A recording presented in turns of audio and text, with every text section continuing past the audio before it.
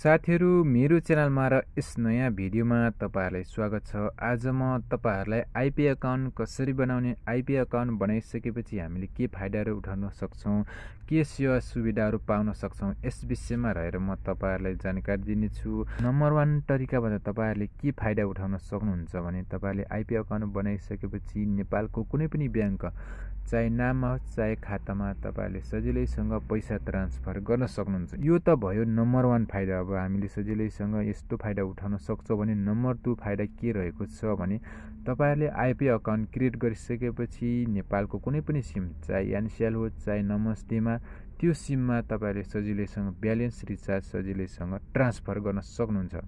तपाईहरुले नेपालमा आफ्नो साथी फ्यामिलीहरुलाई रिचार्ज डाटाहरु एमबीहरु पक्कै पनि पठाउनुहुन्छ होला, ट्रान्सफर गर्नुहुन्छ होला।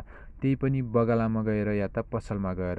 पसल बगालामा गएर धाएर तपाईहरुले ब्यालेन्सहरु डाटाहरु पठाउनु भन्दा तपाईले आईपी अकाउन्ट बनाउनुस्। आईपी अकाउन्ट बनाइसकेपछि तपाईले भने जति र भने भन्दा सोचे भन्दा धेरै रिचार्जहरु पठाउन सक्नुहुन्छ। तपाईहरु बगालामा पसलमा जानु भयो भने तपाईले एक्स्ट्रा चार्ज धेरै पैसा ल्याउने, भने जति पनि ब्यालेन्स ट्रान्सफर नहुने। तपाईहरुले आईपी अकाउन्ट बनाउनु भयो भने योबाट तपाईले 5 रुपैयाँ पठाउनु भयो भने नेपालको लगभग 500 भन्दा धेरै जान्छ।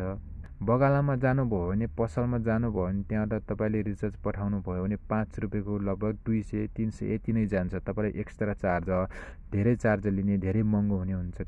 त्यही भएर तपाईहरुले आईपी अकाउन्ट बनाउनुस्। आईपी अकाउन्ट बनाइसकेपछि ब्याङ्कमा नाममा पैसा पनि ट्रान्सफर गर्न सक्नुहुन्छ, ब्यालेन्स पनि ट्रान्सफर गर्न सक्नुहुन्छ। यो एकदमै इम्पोर्टेन्ट रहेको छ। म तपाईहरुलाई आईपी अकाउन्ट कसरी बनाउने, आईपी अकाउन्टमा पैसा कसरी डिपोजिट गर्ने म तपाईहरुलाई ए टु जेड जानकारी दिनेछु। के तपाईहरुले पनि यस विषयमा र आईपी अकाउन्ट बनाउन चाहनुहुन्छ? यदि बनाउन चाहनुहुन्छ भने भिडियोले स्किप नगरी अन्तिमसम्म हेर्नुहोला।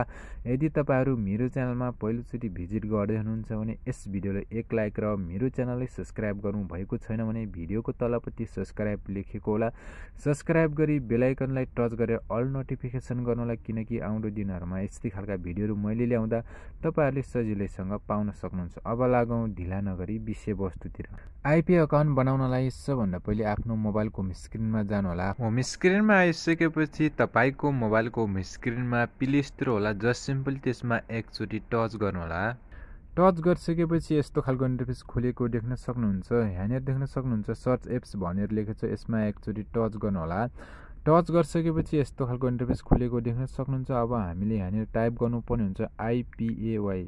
यति टाइप गरिसकेपछि जस्ट सिम्पली सर्च गरिदिनु होला। सर्च गरिसकेपछि मेरो मोबाइलको होम स्क्रिनमा देख्न सक्नुहुन्छ टपमै आइसकेको छ आईपीए भनेर। तपाईले यसैलाई नै इन्स्टल गर्नु होला। मैले यसलाई अलरेडी नै इन्स्टल गरिसकेको छु, तपाईले इन्स्टल गर्नु होला। इन्स्टल गरिसकेपछि आफ्नो मोबाइलको होम स्क्रिनमा आउनु होला। होम स्क्रिनमा आइसकेपछि यहाँनिर देख्न सक्नुहुन्छ तपाईको मोबाइलको होम स्क्रिनमा आईपीए भनेर यहाँनिर देख्न सक्नुहुन्छ। यसमा एकचोटी टच गर्नु होला।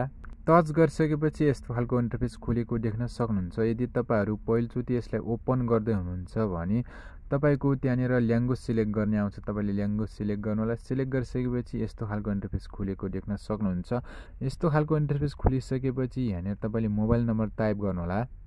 मेरो मोबाइलको होम स्क्रिनमा देख्न सक्नुहुन्छ मैले यहाँनिर मोबाइल नम्बर टाइप गरिसके। टाइप गरिसकेपछि जस्ट सिम्पली यहाँनिर देख्न सक्नुहुन्छ प्रोसेसमा एकचोटी टच गर्नु होला। प्रोसेसमा टच गरिसकेपछि अब हामीले जुन मोबाइल नम्बर टाइप गरेका थियौं त्यो मोबाइल नम्बरबाट हामीलाई ओपीटी कोड आउने गर्छ। यदि तपाईको ओपीटी कोड डाइरेक्ट आएन भने तपाईले आफ्नो मेसेज बक्समा गएर यहाँनिर टाइप गर्नु होला। टाइप गरिसकेपछि तपाईले ओके गरिदिनु होला। ओके गरिसकेपछि यहाँनिर तपाईले यस्तो खालको इन्टरफेस खुलेको देख्न सक्नुहुन्छ।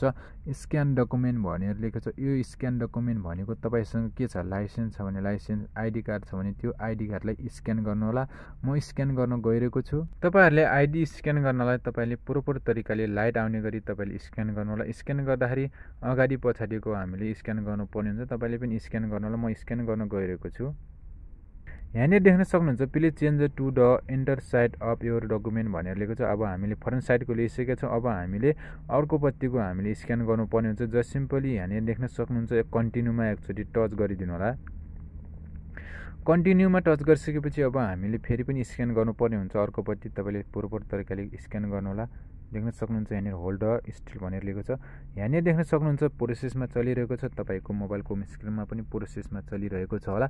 वेटिङ गर्नु होला जबसम्म प्रोसेस कम्प्लिट हुँदैन। तपाईले यहाँनिर देख्न सक्नुहुन्छ मेरो मोबाइलको होम स्क्रिनमा प्रोसेस कम्प्लिट भइसकेको छ। यहाँनिर देख्न सक्नुहुन्छ टिक चिन्ह लागिसकेको छ। अब तपाईँले कन्टिन्यूमा एकचोटि टच गर्नु होला। कन्टिन्यूमा टच गरिसकेपछि अब हामीले फेसको स्क्यान गर्नुपर्ने हुन्छ। तपाईँले प्रोपर तरिकाले राख्नु होला। मैले फेस स्क्यान गरिसकेको छु, तपाईँले पनि गरिसक्नु भयो होला। गरिसकेपछि यहाँनिर देख्न सक्नुहुन्छ कन्टिन्यूमा एकचोटि टच गर्नु होला। कन्टिन्यूमा टच गरिसकेपछि यस्तो खालको इन्टरफेस खुलेको देख्न सक्नुहुन्छ मेरो मोबाइलको होम स्क्रिनमा। तपाईँको मोबाइलको होम स्क्रिनमा पनि यस्तै खालको इन्टरफेस खुलेको होला। अब हामीले यहाँनिर एमपिन टाइप गर्नुपर्ने हुन्छ। तपाईँले 6 डिजिट कोडको एमपिन तपाईँले टाइप गर्नु होला। म टाइप गर्न गइरहेको छु। मेरो मोबाइलको होम स्क्रिनमा देख्न सक्नुहुन्छ मैले 6 डिजिट कोड एमपिन टाइप गरिसकेँ। टाइप गरिसकेपछि अब फेरि पनि यही एमपिन जुन टाइप गर्नुभएको थियो त्यही यहाँनिर हामीले टाइप गर्नुपर्ने हुन्छ। डबल टाइप गर्नुपर्ने हुन्छ। रिइन्टर योर एमपिन भनेर लेखेको छ, यसमा एकचोटि टच गर्नु होला। टच गरिसकेपछि तपाईँले के टाइप गर्नुभएको थियो फर्स्टमा त्यो तपाईँले यहाँनिर टाइप गर्नु होला।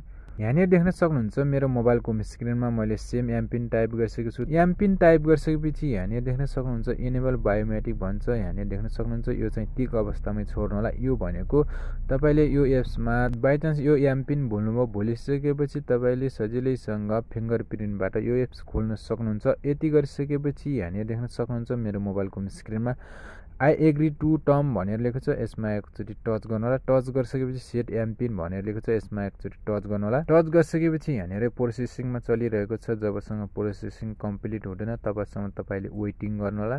प्रोसेस कम्प्लिट भइसकेपछि यहाँनिर देख्न सक्नुहुन्छ रजिस्ट्रेसन इन प्रोसेस भनेर लेखेको छ। यो detail have been pass to your verification team, you will receive notification on the status within 4 hour भनेर लेखेको छ। यो भनेको तपाईँले सबै डकुमेन्टहरू पठाउनु भएको छ, तपाईँको सही छ कि छैन तपाईँले चेक गर्छ। चेक गरिसकेपछि 4 घण्टापछि तपाईँले त्यहाँनिर रिप्लाई दिनेछ तपाईँको सही छ कि छैन। यदि तपाईँको एक्टिभ भएको छ भने you have been active your account भनेर आउनेछ। र यदि तपाईँले कुनै मिस्टेक गर्नुभएको छ भने तपाईँको फेल भनेर आउनेछ।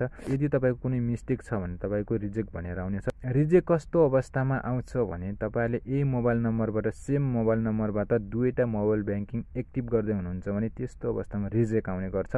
तपाईँले एउटा भन्दा तपाईँले दुईवटा मोबाइल ब्याङ्किङ एक्टिभ गर्न सक्नुहुन्न त्यो मोबाइल नम्बरमा है त। यति गरिसकेपछि यहाँनिर देख्न सक्नुहुन्छ लगइन टु कन्टिन्यूमा एकचोटि टच गर्नु होला।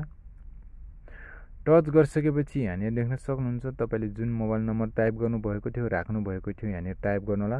मेरो मोबाइलको स्क्रिनमा देख्न सक्नुहुन्छ मैले मोबाइल नम्बर टाइप गरिसकेँ। मोबाइल नम्बर टाइप गरिसकेपछि अब हामीले इन्टर एमपिन भनेर लेखेको छ, एमपिन टाइप गर्नुपर्ने हुन्छ। तपाईँले के राख्नुभएको थियो त्यो एमपिन तपाईँले यहाँनिर टाइप गर्नु होला। यहाँनिर देख्न सक्नुहुन्छ मेरो मोबाइलको स्क्रिनमा मैले मोबाइल नम्बर एमपिन पनि टाइप गरिसकेँ। टाइप गरिसकेपछि लगइनमा एकचोटि टच गर्नु होला। लगइनमा टच गरिसकेपछि यहाँनिर देख्न सक्नुहुन्छ अब तपाईँले फिङ्गर प्रिन्ट तपाईँले टच गर्नु होला।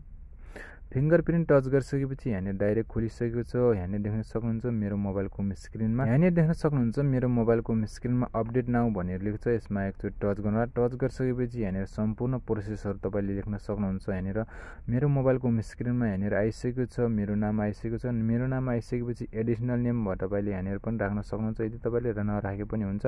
यहाँनिर देख्न सक्नुहुन्छ तपाईँले यहाँनिर फादर नेम पनि राख्नु होला। त्यसपछि लिएर तपाईँले नराख्दा पनि हुन्छ। यहाँनिर देख्न सक्नुहुन्छ ओके गरिदिनु होला। सम्पूर्ण प्रोसेस कम्प्लिट गरिसकेपछि अब हामीले आइपिएमा कसरी हामीले कुन तरिकाबाट हामीले पैसा डिपोजिट गर्न सक्छौँ त जस्ट सिम्पली डिपोजिटमा जानु होला।